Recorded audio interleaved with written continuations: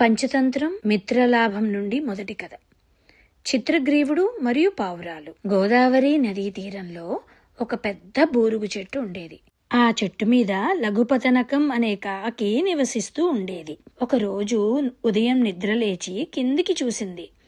అప్పుడు ఆ చెట్టు దగ్గరలో ఒక వేటగాడు నూకలు చల్లి వల పన్నుతున్నాడు. అది చూసి ఆ కాకికి చాలా భయమేసింది. వల పన్నడం పూర్తయ్యాక ఆ వేటగాడు దగ్గరలోని ఒక పొదలో దాక్కుని ఎప్పుడు పక్షులు వచ్చి వలలో చిక్కుకుంటాయో అని ఎదురు చూస్తూ ఉన్నాడు. కొంతసేపటికి అటువైపు నుంచి ఒక పావురాల గుంపు ఎగురుకుంటూ వస్తోంది. ఆ గుంపుకి నాయకుడు చిత్రగ్రీవుడు అనే తెలివైన పావురం. ఆ చిత్రగ్రీవుడు కిందకి చూసి నూకల్ని గమనించాడు. అప్పుడు మిగతా పావురాలతో ఇలా అన్నాడు: ఓ మిత్రులారా, మనుషులు తిరగని ఈ ప్రదేశంలో ఇలా నూకలు ఉండడం అనేది చాలా అనుమానంగా ఉంది.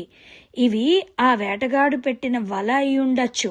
మనం ఆశపడి కిందకి దిగకూడదు అని ముందే హెచ్చరించింది. కానీ ఆ గుంపులో ఉన్న ఒక ముసలి పావురం నవ్వుతూ ఇలా చెప్పింది: ఓ చిత్రగ్రీవ, అనవసరమైన అనుమానాలు పెట్టుకోవడం మంచిది కాదు. మాకందరికీ చాలా ఆకలిగా ఉంది. ఈ చెట్టు మీద ఉన్న పక్షులు అవి నూకలు తింటూ ఉండగా కింద పడిపోయి ఉండొచ్చు. అందుకే అవి ఇక్కడ మనకి కనిపిస్తున్నాయి.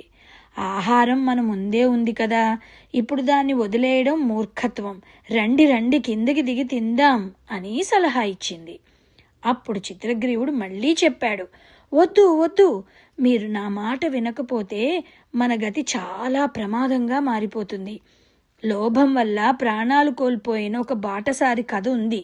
అతనిలా మనం కష్టాల్లో పడకూడదు అని చెప్పింది. అప్పుడు పావురాలన్నీ చాలా ఆసక్తిగా అడిగాయి: ఎవరా బాటసారి? ఏమిటి ఆ కథ?